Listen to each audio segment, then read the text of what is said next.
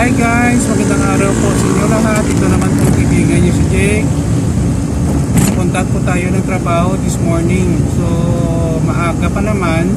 Maganda na kung mga maaga kasi hindi siya mainit at saka hindi masyado traffic, no?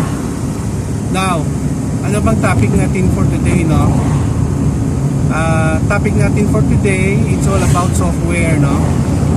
Bakit ang mahal magpagawa ng software, no? Well, pangunahing dahilan guys, no, sa lahat klase ng mga trabaho, ang paggawa ng software ay kailangan talaga ng matinding pasensya, problem solving skills, no? Hindi katulad sa pagluluto na alam mo lang ang steps, tamang measurement at ingredients, oras sa pagluluto, okay na, at saka mataste mo ang flavor. Sa software guys, kailangan ito talaga problem solving, analysis and coding and testing and debugging. So napakahirap po, no? Hindi siya madali. Natalis ang ginagawa mo is slow work lang. That's why mahal, no? Ang magpagawa ng software. Ikalawa, hindi lahat ng panahon kung gumagawa ka ng software, ibibenta mo, hindi naman araw-araw may bumibili sa'yo. Okay, not unless your business model is software as a service, may subscription. Pero ang problema naman sa subscription, sa ngayon guys, hindi naman palagi may nagbabayad ng on time or ipahinto nila ang subscription.